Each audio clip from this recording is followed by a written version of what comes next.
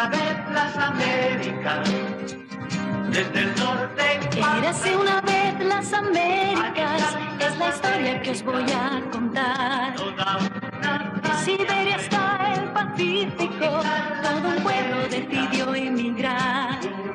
Por valles, por montañas van, el océano cruzarán, persiguiendo sueños de libertad.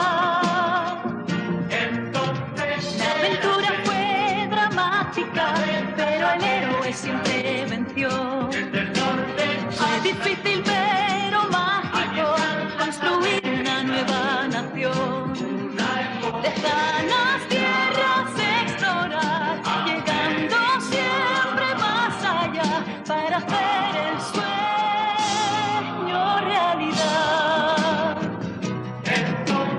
Os enseñaré las Américas con historias que os van a gustar.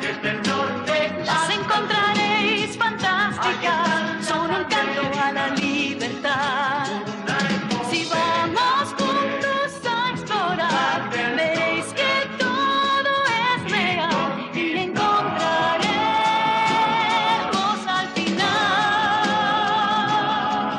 una tierra de fraternidad. Muy bien, veamos. Ya os he hablado de la fiebre del oro desde sus comienzos, ¿no es cierto? Y también os he dicho que en los Estados Unidos había 23 millones de habitantes. La mayor potencia europea era Francia. Contaba 36 millones. Solamente 5 ciudades americanas tenían más de 100.000 habitantes. En Nueva York vivían ya 500.000 entre Washington Square y Union Square, Manhattan, Brooklyn, algunas casas de campo de difícil acceso. Chicago tenía alrededor de 10.000 habitantes, Dallas a lo sumo 300. Había pocos ferrocarriles. A propósito, maestro, ¿por qué no nos habla nunca de los indios, ¿Por qué? Pedrito tiene razón, porque nunca atacan las caravanas como en las películas. Ni arrancan cabelleras. Tenéis que saber, hijos míos, que las cosas no fueron exactamente así, ni mucho menos. Hemos sido muy injustos con los indios. Hemos empañado su imagen para acallar la conciencia. Porque en pocos años aquel pueblo valiente y orgulloso fue exterminado por la barbarie de los blancos. Pero volvamos atrás. En 1804 el presidente Jefferson ordenó a los oficiales Clark y Lewis que exploraran el lejano oeste y Luisiana, que acababa de ser cedida por Francia a los Estados Unidos.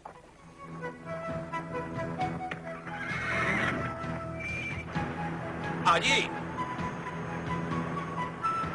Esos bisontes son nuestra mayor riqueza. La región es inmensa, pero inhabitable. Y no se puede explotar, presidente Jefferson. Muy bien, ahora ya podemos estar seguros de ello. Reservemos, pues, las buenas tierras del oeste para nuestros pioneros y empujemos a los indios hacia los desiertos del oeste.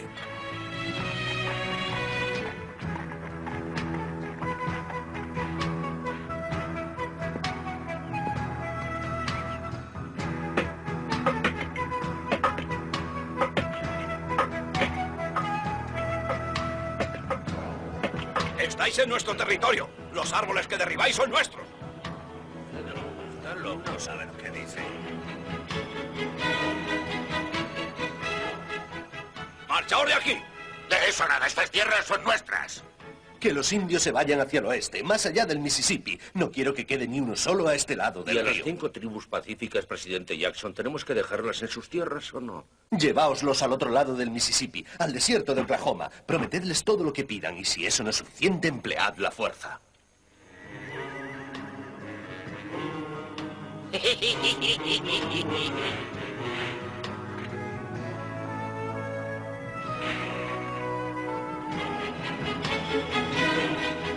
Los cherokees, para obedecer, se estaban americanizando. Construyeron escuelas, iglesias. Artesanos y agricultores. Tenían 30 molinos, 2 herrerías, 60 puestos de carros, 300 carretas, 700 puestos de tejedor. Eran ganaderos y tenían 22.000 cabezas, más de 8.000 caballos y 46.000 cerdos. 30.000 hombres serían deportados. Tenéis que ir a otras tierras donde incluso seréis más felices, había dicho Jackson. Muchos de ellos perecieron en el camino. Les prometieron que las nuevas tierras les pertenecerían mientras que los árboles crecieran y en los ríos siguiera corriendo el agua. Una curiosa promesa no sería respetada, lo mismo que los cientos y cientos de tratados firmados con los indios. Maestro, ¿y por qué odiaba Jackson tanto a los indios? ¿Por qué odiamos a los hombres cuando son diferentes a nosotros? No lo sé, es una pregunta que me echo muy a menudo. Sí, hijos míos, los indios no eran ni unos ángeles ni unos santos, eran solo hombres. Sin duda nos consuela pensar que nuestros excesos y nuestras deficiencias se deben a los demás. No nos basta con matar y expoliar a otros seres, tenemos que humillarlos y sojuzgarlos para enmascarar nuestra justificación. Decididamente es nuestro destino. Tenemos que extendernos por este continente que la providencia nos ha destinado. Eso es lo que escribía en 1846 un tal John O'Sullivan. Esa bella teoría permitirá la conquista de Texas después de la batalla del Álamo. Y luego la de Nuevo México, la de California. Entre tanto, en 1848 pasaba lo de Oregón. Fue muy oportuno porque no se tardó mucho en descubrir oro en el oeste. ¡Oro! ¡Es oro! ¡He encontrado oro! Pero para ello fue necesario un entusiasta del oeste, el gran explorador John Fremont. Se trata probablemente del punto más alto de las rocosas. O sea, que a subir, ¿no? A subir.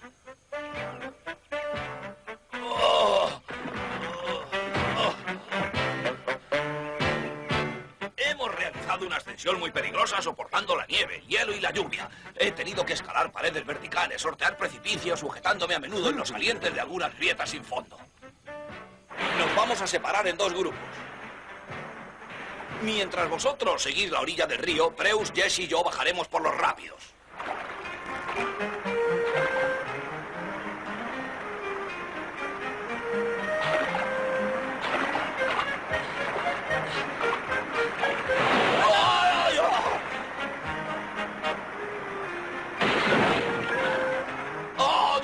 ¿Qué ha pasado con mi barca? La exploración de este país promete estar llena de peligros. Nosotros casi nos ahogamos cuando bajábamos los rápidos. ¡Últimas noticias! ¡Lean el reportaje de Fremont! ¡Washington Post! ¡Vayan a gran fortuna al oeste! ¡Compren el Washington Post! Y fue así, a consecuencia de la campaña de Fremont, como partieron miles de carretas a la conquista del oeste, pero eso ya lo había dicho. ¿Pero a todo esto qué fue de los indios, maestro? Los pioneros se extenderían por el territorio que habían cedido los indios para que vivieran allí hasta el final de sus días, ¿os acordáis? Mientras que los árboles crecieran y en los ríos siguiera corriendo el agua. Veamos primero a los indios del sur, los feroces apaches, su jefe Cochise.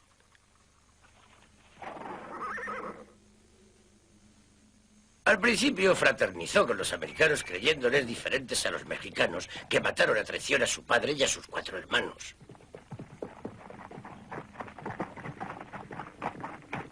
E incluso les permitió construir un albergue cerca del paso de los apaches, su territorio. Pero Cochise, a su vez, fue víctima de una felonía. Un joven teniente recién salido de West Point le invitó un día a mantener una entrevista, acompañado de su mujer, de uno de sus hijos y de otros miembros de su familia. El jefe apache acudió a ella confiadamente. ¡Venid todos, venid!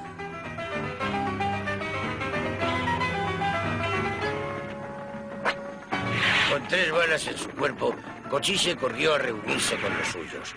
Y aquel hombre que deseaba la paz se vio obligado a luchar. Lo hizo con furia, sin concesiones.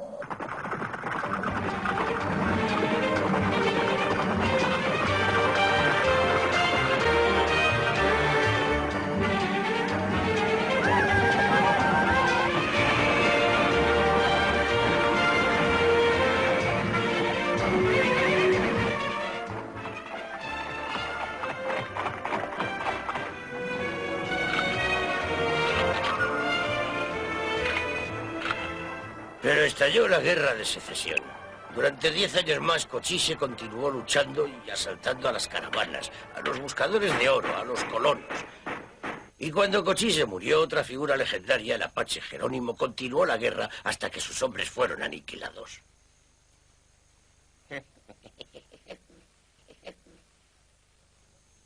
Fijaos bien en este mapa. Aquí estaba el territorio apache y aquí el paso de los apaches, donde había sucedido lo que os he contado. Vayamos ahora más al norte, hasta las tierras de los Cheyennes y los Sioux. Lo mismo que los apaches, eran pueblos orgullosos, independientes y valientes en la guerra. Y la corrupción de los blancos apenas les había afectado.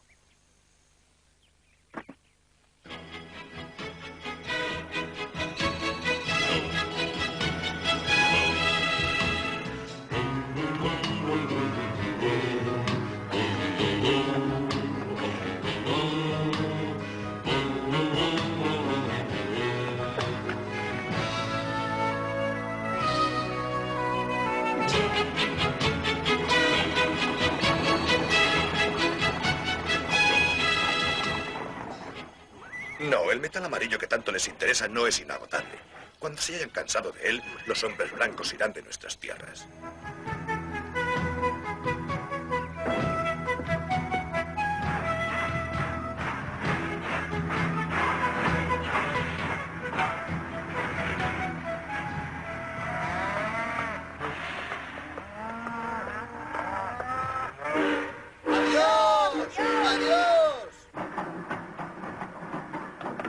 ¡Vamos, los bolsos a la vida! Hasta donde van ustedes les va a resultar muy incómodo llevar todo esto. Por eso les pedimos amablemente que nos lo den para que vayan más cómodos. ¡Larguémonos! ¡Son los ladrones! ¡Los han robado! ¡Los han robado!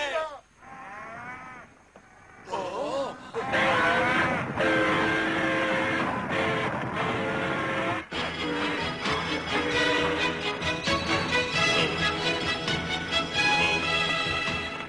Menos mal que me han dejado la chaqueta. Se han llevado mi cartera. A cambio de 10 simbólicos dólares se concedió a cada colono un terreno de 64 hectáreas.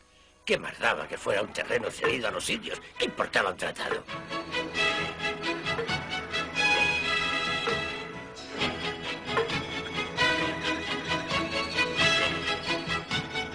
Derribemos las vallas de los rostros pálidos, caballo loco. No dejan pasar al bisonte y moriremos de hambre. Significaría la guerra. Necesitamos conocer la opinión de nuestros hermanos y su decisión.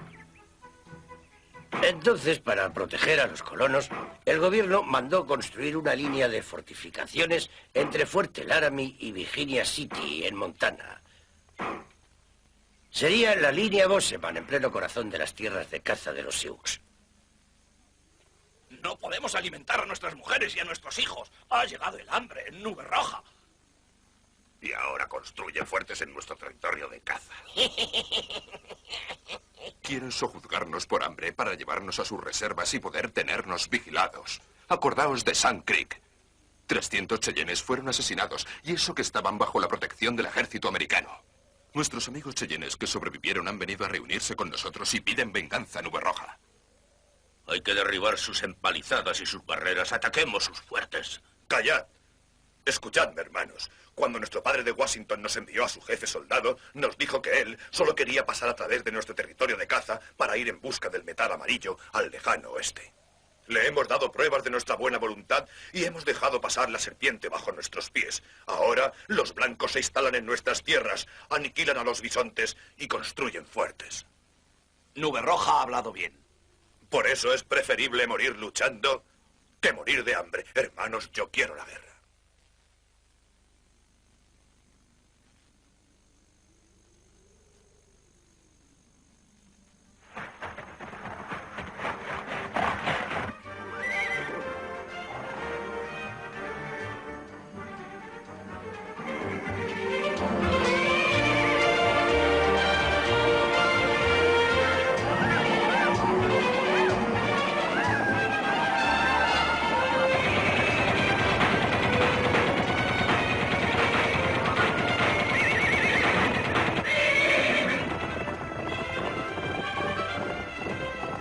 Los hombres blancos tienen armas nuevas, fusiles que hablan muchas veces. Nosotros no estamos armados para atacarnos de frente.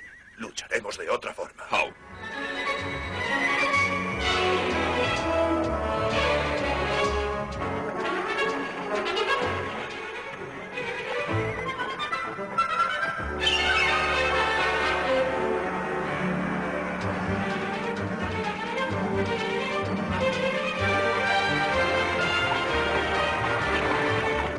Ya lo ve, señorita Kitty. Como le había dicho, sus temores eran infundados. Esta noche dormiremos en Fort Kinney. Esos condenados pieles rojas solo obedecen por la fuerza. Y saben que nosotros somos los que mandamos.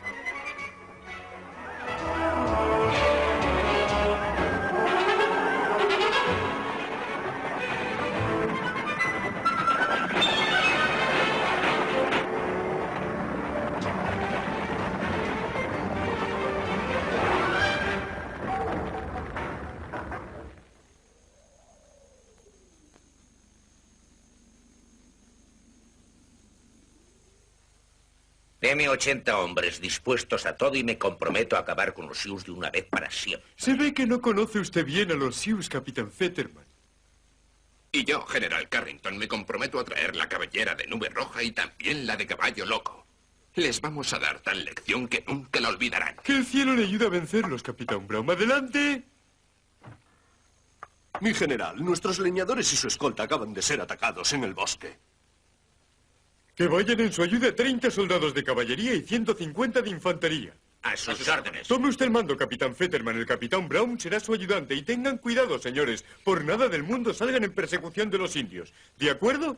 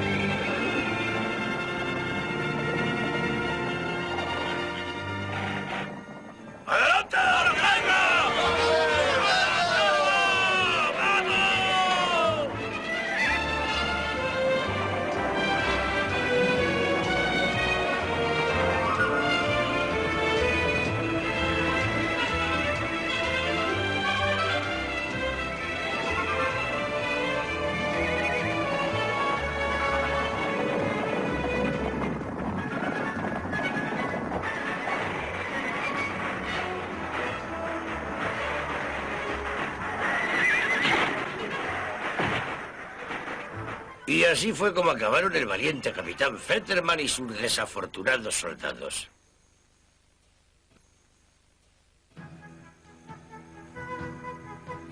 Y familias indias enteras, mujeres, ancianos y niños, fueron a contemplar cómo luchaban sus valientes guerreros. Pero no todas las batallas les serían tan favorables a los indios.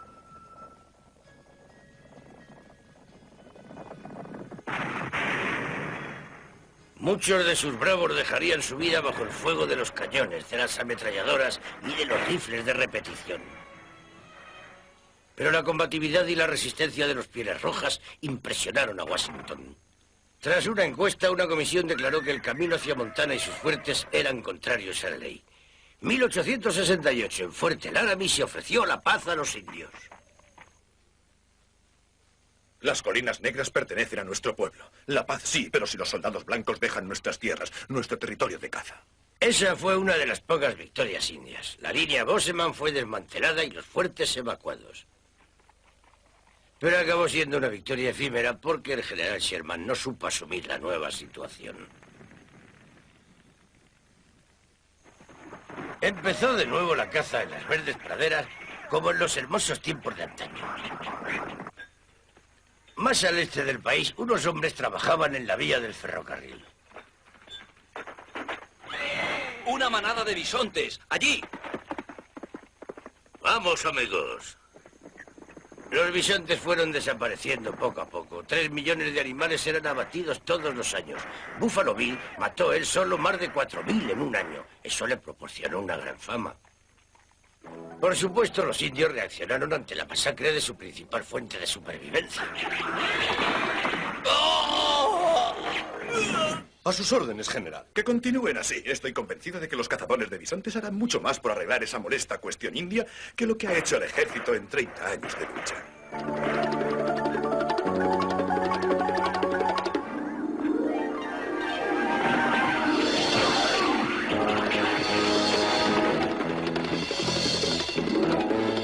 Le escuchamos, General Terry.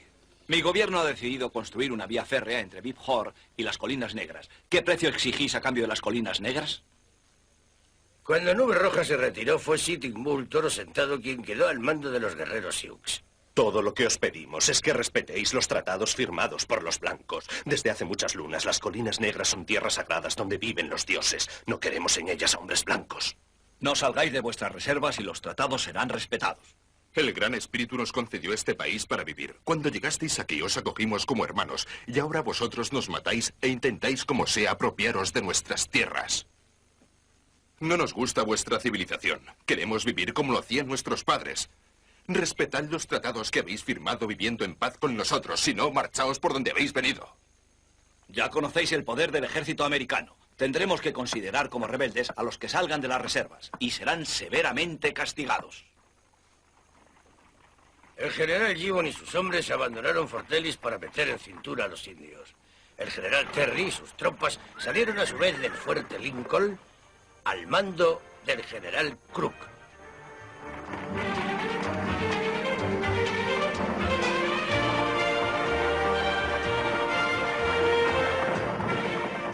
El ejército envió como avanzadilla a los rastreadores indios de los que disponía entonces.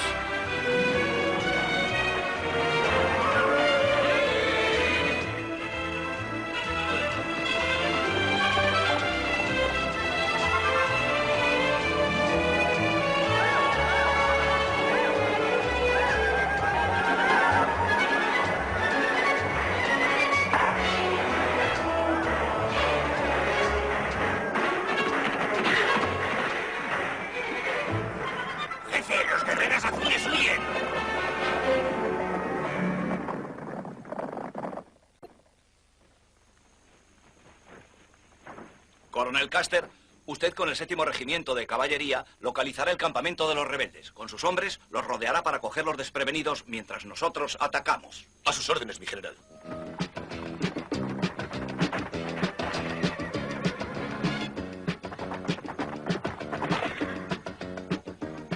Mayor Reno, usted cruzará el río por allí con 3 compañías y atacará por el sudoeste. Mayor Brentin, usted con 3 compañías cerque el valle por el este. Actuará de reserva. Yo con 5 compañías voy a atacar por el noroeste. Adelante.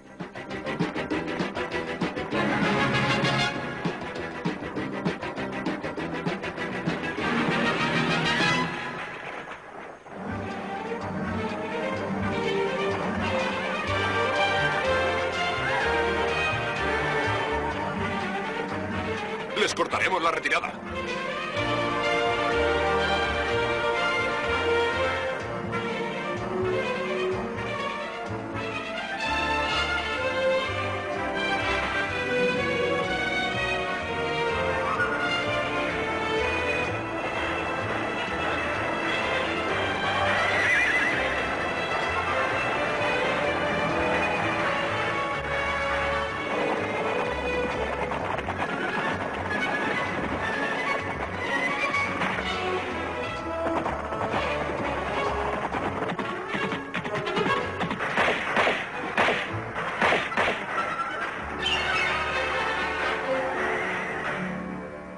La victoria india de Little Big Horn conmovió a la opinión americana y se hizo de Custer un mártir de la civilización.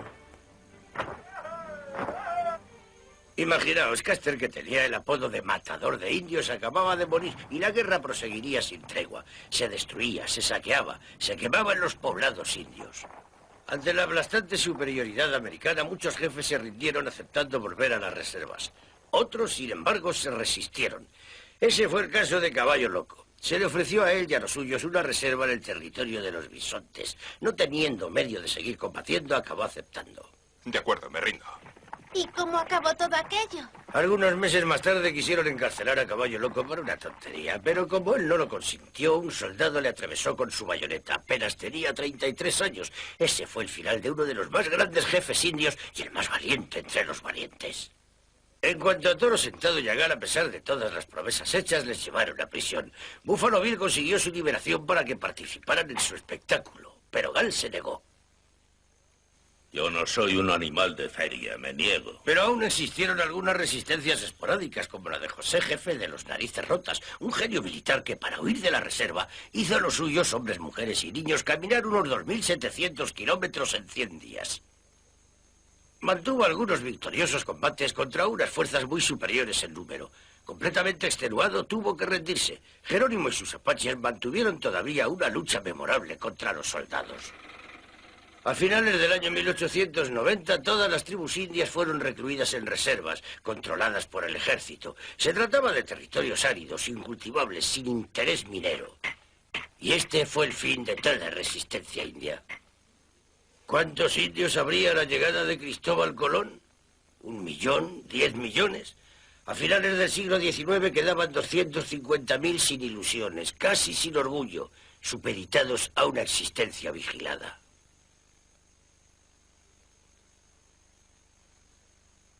Que unos pueblos tan llenos de bravura, de dignidad, se encontraran reducidos a semejante estado es algo que obliga a pensar, y si el que lo piensa es hombre de buena voluntad, le será difícil admitirlo.